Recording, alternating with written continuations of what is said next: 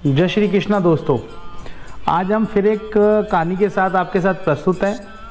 आज फिर हम भगवान श्री कृष्ण की एक कहानी आपको बताएंगे। हमने एक दो बार पहले भी कहा है कि भगवान श्री कृष्ण अपने सारे कार्यों को करने के लिए या जनहित के कार्यों को उनको अहंकार से मुक्त करने के लिए, उनको ज्ञान देने के लिए इस धरती पे आए थे।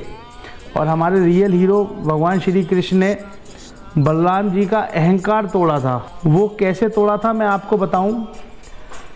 भगवान श्री कृष्ण चाहे उनकी पत्नी हो, चाहे उनका कोई खास शिष्य हो, चाहे अर्जुन हो, चाहे कोई प्रतिद्वंदी हो, सबका अहंकार उन्होंने तोड़ा है।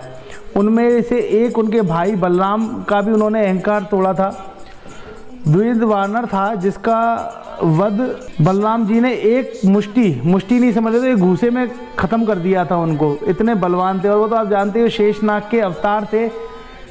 अब उन्होंने उनको मिनटों में उनका वध कर दिया था। अब बात आई कि उनको थोड़ा अहंकार हो गया था कि देखो मैं किसी को भी मार सकता हूँ, एक ही घूसे में मैंने द्विविध वानर को भी ख़त्म कर दिया। भगवान श्री कृष्ण को आभास हो चुका था कि कहीं ना कहीं बलराम जी को, दाऊ भैया को अहंकार हो ही चुका है कि हाँ वो कुछ भी कर सकते हैं। एक गुस्से में द्विविध जैसे वानर को, इतने महाबली वानर को ख़त्म कर सकते हैं एक मुष्टि से, तो उनको अहंकार ख़त्म कर सकते हैं। तो उनको अहंकार आ गया था इस बात का। तो उनको ये अहंकार था कि भाई आगे इसका भविष्य में परिणाम गलत हो सकता है, इसलिए अहंकार को तोड़ना पड़ेगा।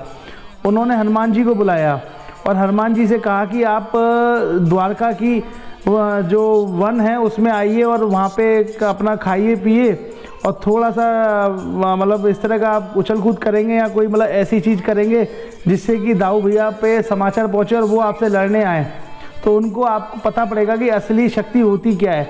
तो हनुमान जी ने भी ऐसा ही किया। उन्होंने पहले जब सेना उनको रोकने आई तो उन्होंने सेना को डरा के भगा दिया, और जब खबर पहुंची दाऊ भैया पे तो वो खुद आए। उन्होंने कहा हो सकता है द्विविध वानर के ही कोई परिचित में है जो बदला लेने के लिए आया, पर मैंने उसको एक मुष्टि में ख़त्म, एक घूसे में ख़त्म कर दिया, इनको भी मैं कर दूंगा ऐसे ही ख़त्म। पर उन्हें पता नहीं था पवन पुत्र हनुमान है। तो जब वो उनसे कहने लगे तो पवन पुत्र हनुमान जब नहीं माने तो उन दोनों के बीच युद्ध हो गया। युद्ध होने के बाद जब युद्ध ख़त्म नहीं हो रहा था, दोनों तरफ से चल रहा था, और फिर आभास हो गया बलराम जी को कि ये कोई सामान्य वानर नहीं है, कि ये मेरे प्रहार को झेल ही नहीं रहा बल्कि ऊपर से और प्रहार मेरे पे भी कर रहा है। तो उन्होंने कहा ठीक है, तो मुझे ये तो पता पड़ गया तुम कोई सामान्य वानर नहीं हो, पर अब मैं अपने हल का आह्वान कर रहा हूँ और वो मैं तुम पे चलाऊँगा। तो हनुमान जी ने याद किया कृष्ण भगवान को कि आपने मुझे आज्ञा दी थी, पर अभी दाऊ भैया हल का आह्वान कर रहे हैं जो सही नहीं होगा।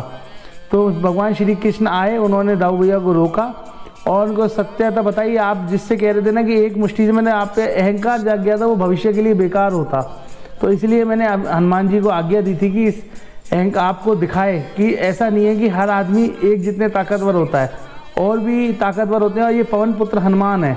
तब जाके खुशी से बलराम जी अपनी गलती मानी और पवन पुत्र हनुमान से भी मिले। तो आज दोस्तों मैं एक चीज़ बता रहा हूँ, श्री कृष्ण ने कभी किसी में मतभेद मतलब भेदभाव नहीं किया, कि अपनों को भी सिखाया, परायों को भी सिखाया।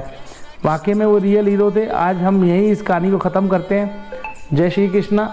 आपको ये कहानी अच्छी लगी हो तो प्लीज़ मेरे चैनल को सब्सक्राइब कर दीजिएगा। फिर मिलेंगे अगले किसी किस्से के साथ।